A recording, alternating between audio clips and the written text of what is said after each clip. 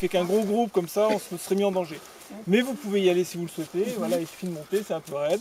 Vous arrivez en haut, je vous montre le plan. En fait, il y a 2 belles galeries d'un rocher très sûr et très net. Donc c'est vraiment les plus belles mines du secteur. Alors l'histoire c'est quoi? C'est avant la formation des Alpes, on est dans la mer. Et il y a un moment où il y a eu une mer plus profonde et ça a favorisé la création de cette couche de charbon qui est très fine, qui fait une vingtaine de centimètres d'épaisseur.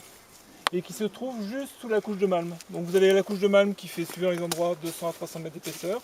Cette couche de charbon, puis dessous une autre couche qui s'appelle, je ne sais plus, le néocomien. Voilà. Et on ne la retrouve pas partout. Donc on la retrouve au sommet du Mont Chauffé.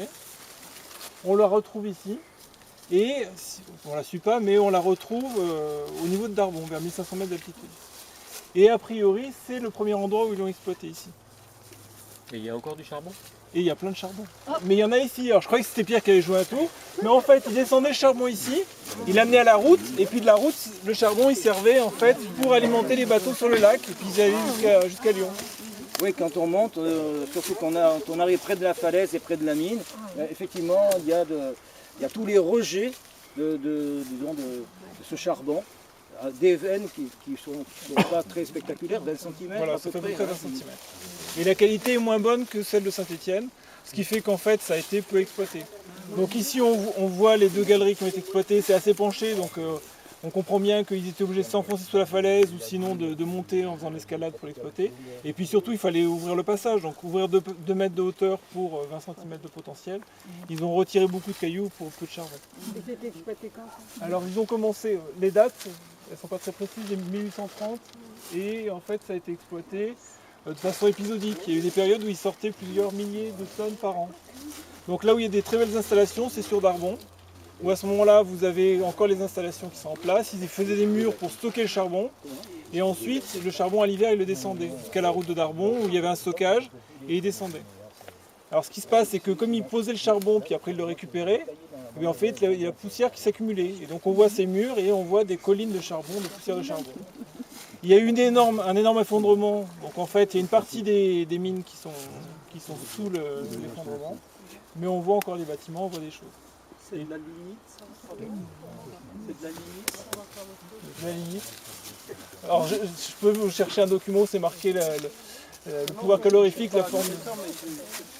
Rarement il y avait eu cette exploitation de lignite, alors pour alimenter la portière. Je pense pas que je ne sais pas si c'était pas le taux de carbone était moins bon qu'à Saint-Étienne, mais normalement les ingénieurs qui sont venus ont indiqué que c'était intéressant. Et c'était doublement intéressant pendant la guerre de 14-18 parce qu'il y a eu des plans pour la remettre en état.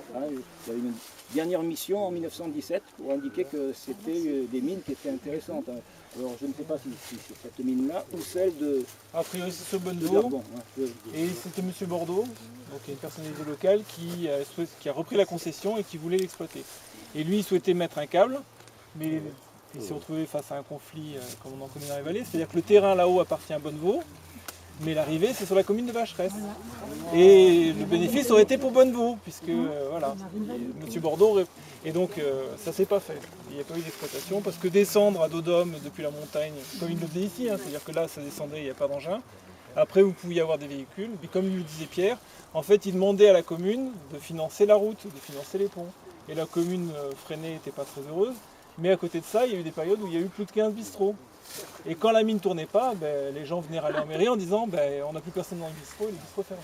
Les commerces de Vacheresse ont été en faillite quand les mines se sont arrêtées. Alors, mine, ça veut dire quoi? Il y avait à la bonne période 60 personnes qui travaillaient quand même.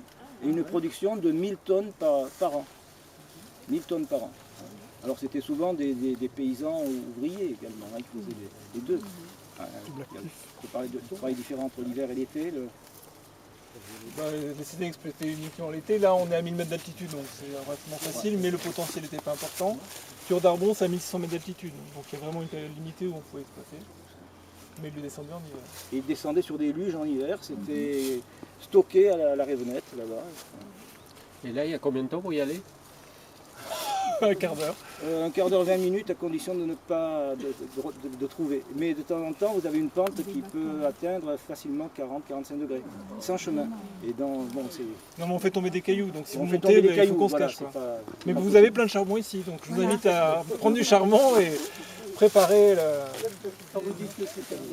C'est à moi qu'il faut payer. Ah non, c'est beaucoup trop raide. Hein. Ah oui, mais je crois que vous pouvez en mettre dans le poêle ce soir. Ah, j'ai pas... Alors ça a beaucoup changé parce qu'en fait les gens exploitaient, ils arrêtaient, il y a eu des Lyonnais tout un temps, et puis après c'est M. Bordeaux qui en fait était Sotomont qui a essayé. Le charbon était utilisé sur les vapeurs du Léman. Ah ouais, il faut le mettre dans le poêle. Et à Darbon, c'est où? C'est où à Darbon? Alors Darbon, il faut monter vers le col de Bois. D'ailleurs, c'est une déformation, ça s'appelait charbon.